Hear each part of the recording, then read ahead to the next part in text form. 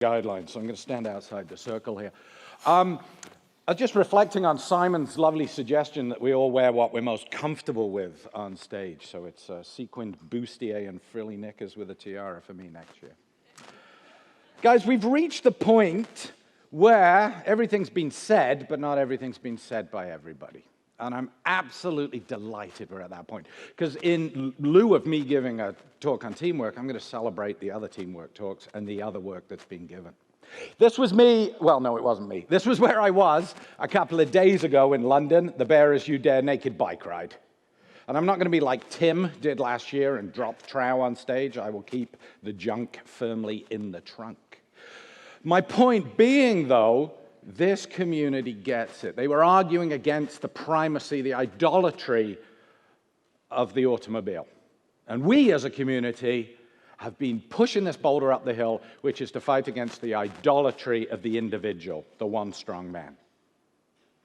We get this. We have to keep fighting this point, though, because once you leave your safe little community, other people don't. So here's your communication checklist. Here's your teamwork checklist. Have you done one thing to comfort the afflicted and to afflict the comfortable?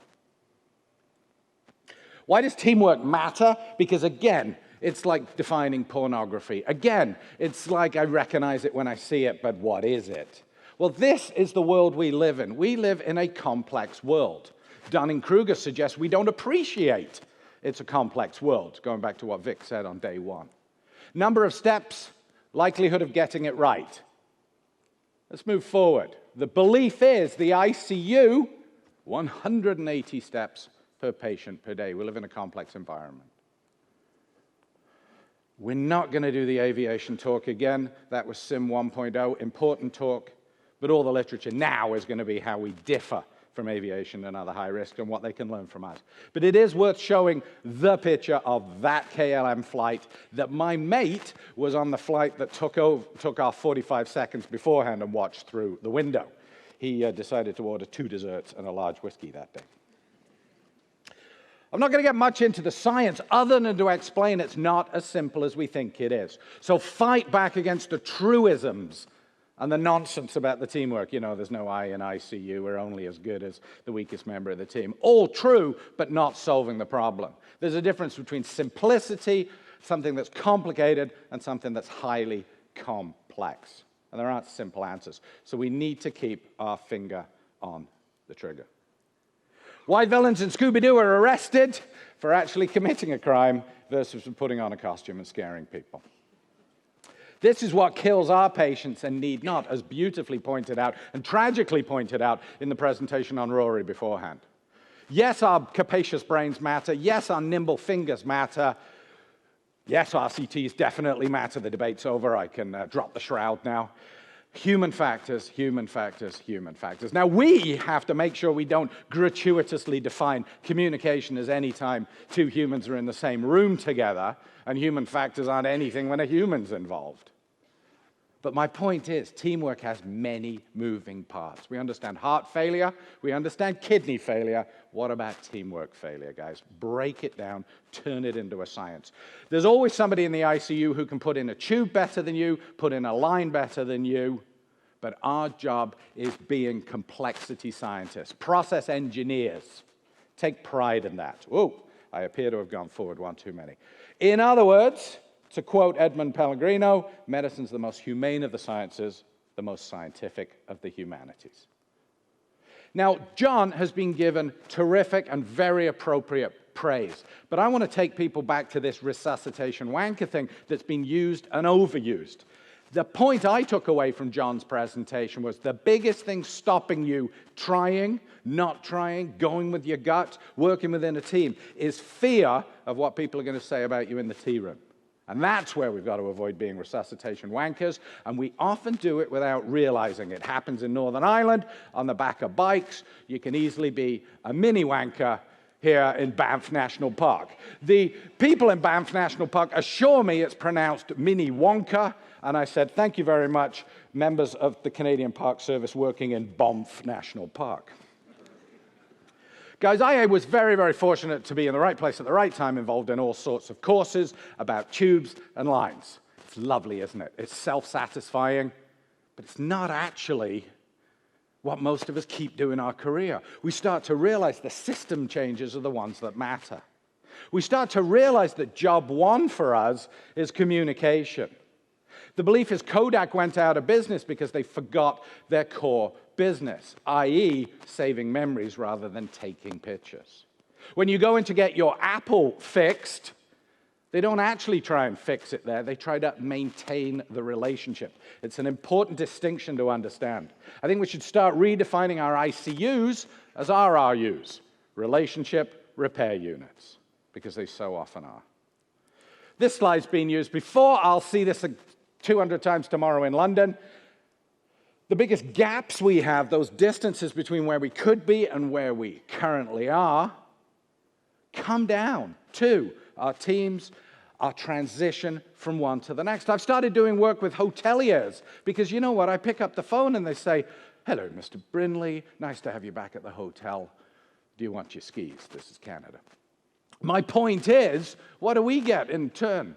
We walk into a hospital. "Who the hell are you? I'm the new nurse. What do you want?" It's so simple, the stuff we could do. That's the expectation gap. That's the education gap for our trainees, to learn verbal dexterity to communicate in every environment, from the crisis to the end of life to the comforting, to use that same piece of medical equipment, i.e. your voice box. It's always good to walk away with a word of Latin. The way we communicate can be a placebo, i.e. make things better. It can be a nocebo. It can absolutely make things worse. Realize it's a drug. Administer it like a drug. Right patient, right dose, right timing. But you cannot not communicate. You can't clam up like I was desperate to do on that sofa, because it's bloody nerve-wracking standing out here. Saying nothing communicates its own message. There is what you say, the words, how you say them, the hand signals that disappear the minute you're on a telephone, so practice that. The visual expression that disappears the minute you put on a mask or isolation gear, so practice that. But there's also the past interactions, the authority gradients and things that you have. But this is what's important, because most teamwork is teaching words. Say this, it will help. And yes, it will. But in fact, 2.0, 3.0, and by the way, I promise you, SIM 3.0 will include women, the third world, nurses, knowledge transmission people. The point is, though, that verbal becomes the least important when there is dissonance between these. When you say something but in a voice that suggests otherwise, "I don't need your help," or you say something but you've been a dick up to that point, the dickishness and the funny voice will be remembered more than the words. Be aware of that. Somebody bigged me up that I was going to mention this study. I thought this was a fascinating RCT on rudeness as a drug. Pediatric paper, which I must admit, I started reading and thought, oh, come on, man up. Come on, really? It's a fascinating trial. I won't go into the details because I'd rather pique your interest to dissect it yourself. But it must be good because, look, it's a little diagram and everything that I barely understand. The point is, rudeness affects individual performance and team performance. It actually does affect diagnosis, procedures, and then teamwork, information sharing, and help seeking.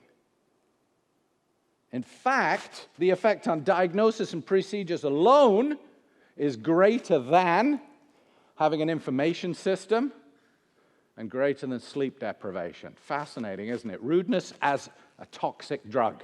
Politeness, this is a Canadian standing on the stand here, as a laudatory drug. Those of you from Europe will probably know this, the North Americans may not. YouTube, just a routine operation, if you never have done, about the death of poor Elaine Bromley, who died because very proficient individuals could not work together. And it was not just a failing of the doctors. Let's get past that. It was a team failing.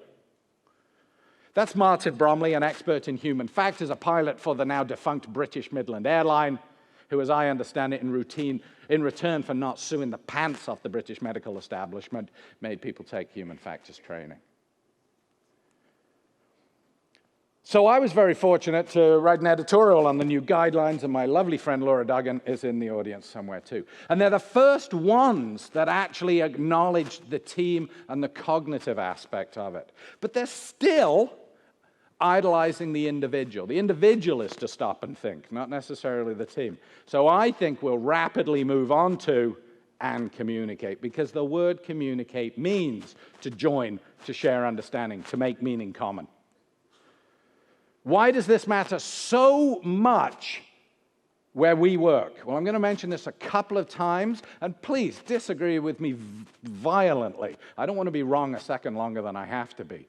My point is, though, that we so often deal with what are known as ectopic, satellite, or remote airways. In other words, not performed in an OR environment with people who are familiar and expectant, and to quote Chris Hicks, my good friend, able to fly ahead of the plane, able to predict what might happen next.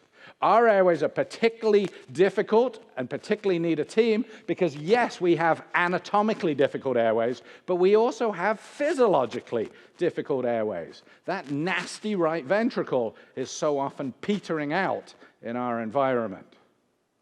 But we also have situationally very difficult airways. And how do you counter that? You need a team to keep that balance balanced. And so it's not enough to identify a difficult airway, a difficult patient, sepsis, you name it. You have to declare it. And then, when we've talked about situational awareness, you have to make sure everybody's on the same page. This is a very deliberate process. Your individual expertise is not enough to rescue the patient. It is your job to be understood. It is not somebody else's job to decipher you. And that's one of the things that makes ICU a non-procedural only specialty. It is our ability to make that complexity less so. Regard it as a skill and share it. I love crediting other people. This is great stuff that I heard just a couple of weeks ago, basically measuring the temperature or the color of your team. Because teams will have all of these members within them. They will have condition white. The person who's unaware has a so-called normalcy bias. This is one of us when we turn up at work, we're relaxed, but maybe we're alert. We're vigilant, we're making a plan. This is where you announce your plan A, your plan B, and your plan C. Because you don't want to get straight into condition red, where your gross motor is still pretty good, but your fine motor usually falls off. So this is why, when you meet the larynx, give it a handshake. Don't use your nose picker. You won't be able to find the cricothyroid under stress, but you can give it a handshake. For the North Americans in the audience, make it a baseball diamond. Condition gray, this is where you get tunnel vision. This is where the person doing the system one, give me a tube, the family needs to speak to you. That's great. If my auntie had balls, she'd be my uncle. I can't deal with that right now. My point is, that's the system one. So if you're the third person turning up, be the system two guy. They're checking around the bedside looking for other stuff. And condition black is where you shit your pants. Bit more about ectopia, because I want to get the word out there a bit more. Great work with vision tracking glasses and all this kind of stuff and how well teams work together. Typically, you've got an anesthetist at the top of the bed, typically. You've got the team leader typically outside of the OR at the right groin, and you've got an old curmudgeon like me standing about 2 meters off the end of the bed at 45 degrees, for some reason always eating a sandwich. And we're each communicating different things. Now, I realize this may be different, and I realize you may teach people to stand in other places, but I hope you take the principle home. The senior person doesn't like what's going on. He or she moves to the end of the bed, grips the rail. You are communicating non-verbally. Either, I'm a control freak and I can't share these resuscitations, or, leader, you need to lead more. Because if we don't like that, then we move there and we knock them out of the way. Now, there's communication throughout. It's just nonverbal communication. Going back to Laura's great work, she's the one that first taught me about our disease, the too early, too late phenomenon. We go down to emergency as an ICU doctor, as an anesthetic provider. And we say, why the hell are you calling me? Can't you deal with anything? Too early. Too late is, oh my God, why didn't you call me sooner? For God's sake, boy, you should have seduced the larynx, not abused it. And down we come, and we destroy the situation. And there have been 1 or 2 critical incidences in my country where emerge docs have been spoken to, and they've said, how come you never called for backup? And they said, you know what? Last time I called for backup, they were really rude. And people have said, fair enough. When is the last time you called for backup? And they said, about 7 or 8 years ago. That's the profound effect it has. And Laura deserves a lot of credit for bringing that to light. So if you want to basically give a quick test on whether your communication's working or not, are you talking about task or are you talking about power and ego? And that's why what the hell happened is very different than, what the hell happened? How can I help? Same words, very different intonation. We know this is a big issue. Passing the baton. This is how relay races are won or lost. This is how communication in our complex hospitals and teamwork is maintained or destroyed. And it's becoming an ever-increasing issue. Hand washing matters, but I would argue handover's done almost as often. And it's even more acute now with restricted hours and the number of handovers that are required. The problem is, though, most of the literature hasn't shown a benefit from reducing hours yet. And again, that's debatable within the nuances of it, but I would argue we're at this, do you want the staff to be tired but informed, or rested but misinformed? We've got a lot of work to do. Because, guys, a team of experts is not an expert team. And I know that's very cute, and here's where we talk about the psychological biases, okay? Let's get past pilots, let's start talking about psychologists and what everybody else can bring. Solomon Asch and the idea of conformity, and that you can basically get Confederates to tell a fib, and then an expert will just keep the fib going. Professors of mathematics, if they're the 4th person on the line, will say, yeah, 2 + 2 = 5, because they don't want to be outliers. Zimbardo and the Stanford Prison experiments, Stanley Milgram and people getting electric shocks because they were told to do it and the person wasn't next door to them. I would strongly encourage you, if you haven't, to read about Robin Dunbar and Dunbar's number and how we work in different groups. Now, Dunbar became most famous for suggesting that Facebook would never work because you can't have more than 150 friends, because our cognitive mass isn't big enough for it. But he does very interesting work on how come team sizes have been the same since the time of Sparta. And the way you interact in a group of 8 to 9 and the way you interact in a group of 30 and 150 is very familiar. And Dunning-Kruger was beautifully talked about by Vic, so I won't mention it again. Another psychologist pointed out that humans are not rational animals, but rationalizing animals. Again, it's our job to be the process engineer and keep this together. So how do you do it? We talk about airway, breathing, circulation all the time. You can break these things down. You can break teamwork down. Now, I'm not a huge fan of decerebrate checklists, but you can assemble, you can assign, you can assess, do you have everything else? You can brief people before and after. Guys, debriefing has been shown to save future lives. It's a rehab drug for the team. Backups, be proactive, close the loop, call out. And I think this captain and co-lead thing's a very important thing because we so frequently break into mini teams, right? Where let's say the doctors have got to put a tube in, the nurses have got to mix up drugs, whatever it might be. But administration needs to be helping because our team needs to be strong without as well. They've got to help us with debrief, defusing crisis within the team, educating, evaluating, following up, and actually getting our message up that food chain. Our job is to resuscitate by voice, guys, just like pilots fly by voice. And if this has been heard before, then I'm delighted. Priests and doctors differ because we're desperate to get rid of our patients. And so if these messages are old and hackneyed, I'm thrilled. But these are many of the things that we can apply. That's how you can build a team. We should be cussing a lot more, guys. I'm concerned. I'm uncomfortable. This is a safety issue. And that communicates both ways.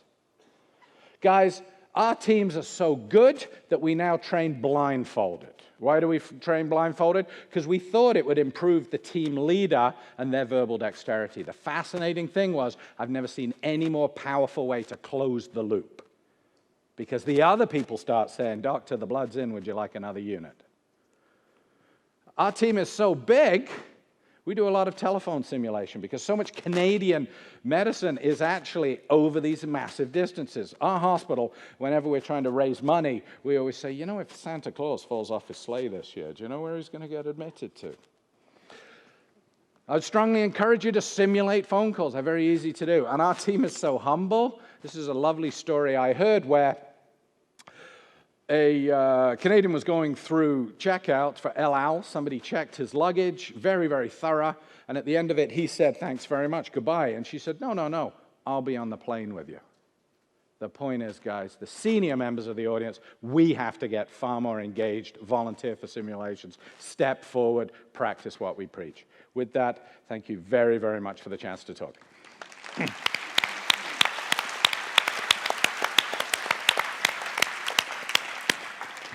Thanks very much, Pete. We'll go to Twitter because we're running out of time. So you mentioned the concept of having two team leaders, co-leaders.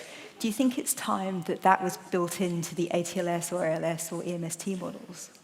I would say yes. And in fact, I think ATLS and many of these acronym-based courses, we better decide what they are and what they're not. I mean, if it's making a cake, you need a recipe, these are the basics, then okay, perhaps you don't need some of this more sophisticated human factor stuff within it. However, every time I teach ATLS and ACLS, I can't help but bring these things up because the narrative examples, as pointed out by the previous speaker, always include where this has fallen down. And once you've learned how to put in a tube, I'm not going to say it's not that complicated, but it's not that complicated. And so I think we should identify leaders, co-leaders, and all it takes is a tap on the shoulder to say, you're in charge of drugs, you're in charge of this, you're in charge of the other. It's not that difficult. Why we don't do it, I just don't know. And it sounds as though potentially these situations are dynamic, so you could pull someone out of a role, say the airway person post-intubation, and then reassign them to assist the team leader.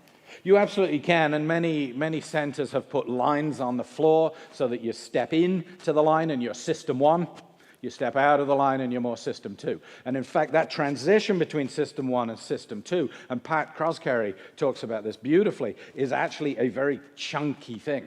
And one of the things you actually have to teach people, and we'll do this as deliberate distractors, is we'll stick an ABG in, an arterial blood gas in their hand. And their job should be to say grossly normal, grossly abnormal. Some of the most important things to learn how to say, and then to hand it off and say, Jim, look through the whole thing. Or to say, I'm in system 2 now, Jim, you're in charge. I go, poor old Jim, he's a busy chap when it comes to resuscitation. Thank you. Great. Thanks very much indeed, Peter. Thank you very much.